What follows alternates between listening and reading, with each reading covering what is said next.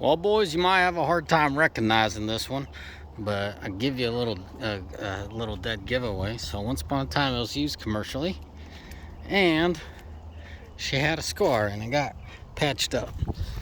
This is a truck I sold to my brother-in-law, and I never did like goodbye video or anything. I was just too busy at the time. So here you go, for you boys remembering truck numbers. Looks like he still has his truck number 35 on here. This truck is a 2016. I think I sold it with mid 500s, something in the 500s. Come on, you can load up. There you go, 532. This is the only 4th gen that I have that's a silver. So that's another way. If you're new to the channel, I got plenty of these vehicles, a lot of high milers. We decided to start selling them off, so this is the second vehicle I've sold with high miles. The first one was a little north of 700,000, running just fine. This one ran fine. He just came across a problem with this. I want to share it with you guys.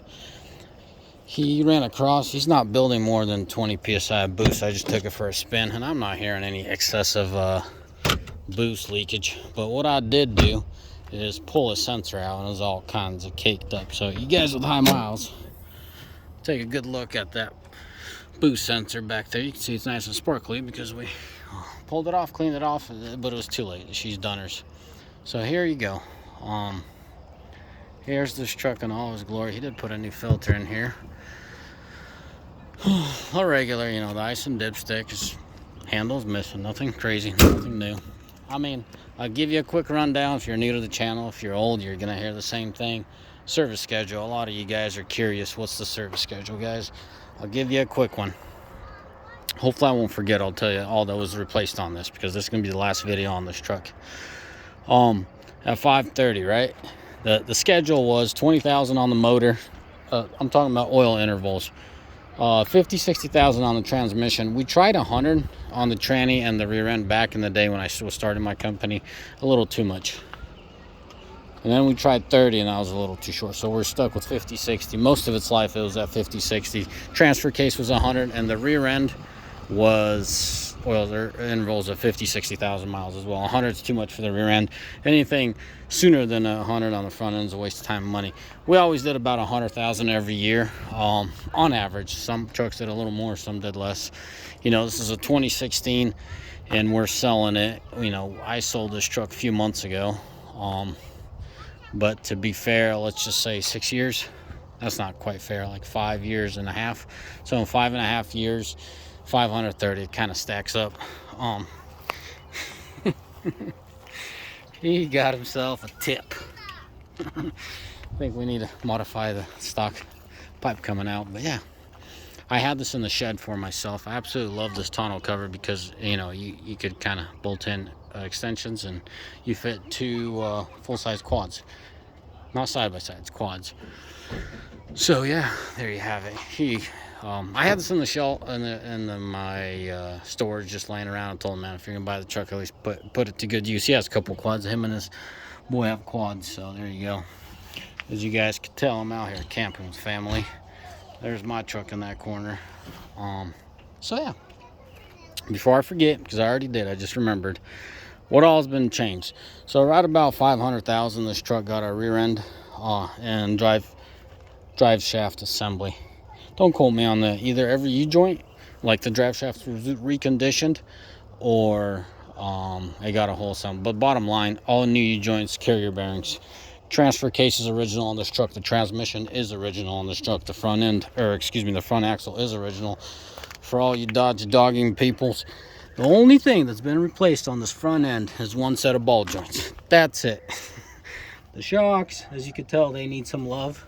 The track bar, everything is all original. Power steering pump, nope. This truck, oh man, this truck has a story. Hydro boost. No, the master let loose on a very steep hill. Thank God. God had his mercy on the driver. It was a team driver at the time, and it let loose, and these guys went flying down the hill. It was just God's grace.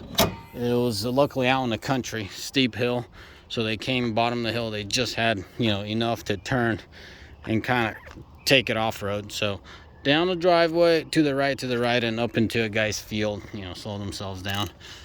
But this darn thing let loose. I think this happened about 9 months ago. Obviously, master. I think they changed the booster as well. It's a little rusty, but yeah, that's as far as my memory serves, that's the only crazy thing about this truck. I do have a feeling, I don't know for a fact, I do have a feeling that the driver, that team driver, was just a little too hard on the brake system, because this truck was at the shop a few times with burnt out pads and rotors kind of going to crap. So, I mean, what else could it be, you know? Back-to-back issues with that, and then the booster let loose, you know? You could go both ways. You could say, well, that thing was faulty to begin with. No, that thing was inspected, and that thing was replaced. There's the key. That thing was new in there. And about a year and a half, they just killed it off. You know, just kind of talk to people. You break it down to them and explain it to them the best you can. They're phenomenal people. I have no grudge against them, but they kind of need to take it easy on the brake pedal.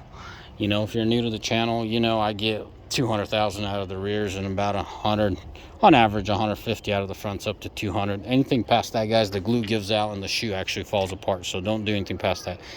But you know, if the driver gets 150 or 100 to 150 out of the fronts, I'm okay with that. When they're starting pushing, you know, 30, 40,000 miles out of the fronts, you know something's going on. And no, the master wasn't sticking or anything, because we had it up in the air. We would press on it, you know, rotate, you know, try to spin the tires. The tires are always spun freely, so just excessive braking. I think that's it, man. As you can tell, the shocks are original. I would definitely throw new shocks, you know. Shoot, it had his worth used out of it. Let me see, what else are you guys gonna ask about? You know, I told you the front end's all original. Yes, the gearbox too. Shoot, I wish I could be rotating the wheel here and showing you down there. There's nothing clicking, knocking. Well, there you have it. Yeah, you guys are curious to hear it run. Let's do that. And I think I'll wrap up this video for a quick little walk around. This truck, that for a good portion of its, you know, latest mileage, it was ran by that couple, and they kept it decently clean. They really did. My brother-in-law bought it. By the way, guys, if you're old, you know, been on the channel for a minute, the guy that had a 22 GMC, last summer I did a little review about a 22 GMC truck. It was a 3500. Alrighty, let's roll, boys.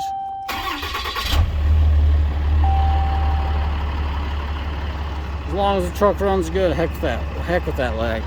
Just joking. Run your code, see what it is. I ran this code, I know what that is. We're gonna get that addressed to the best of our ability.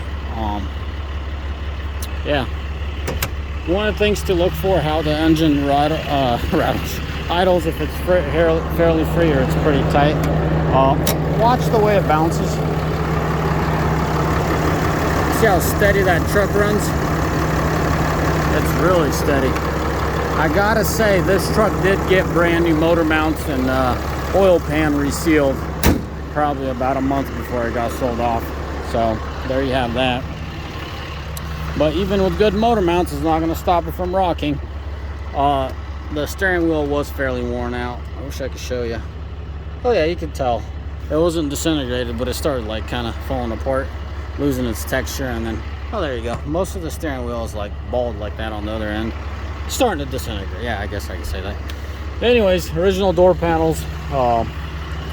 It's not fair to talk about the rear because this back side was pretty much gutted out. And the guys probably installing, they got it dirty. I mean, it's a brand new seat, because you could only imagine from day one the back seats get torn out, and the carpet got preserved. You can kind of tell there's still dirt packed in there, but if you were to gut it out, it's really easy to just say this truck doesn't have that much wear and tear. It's just high mileage, you know. It's just got your high mileage.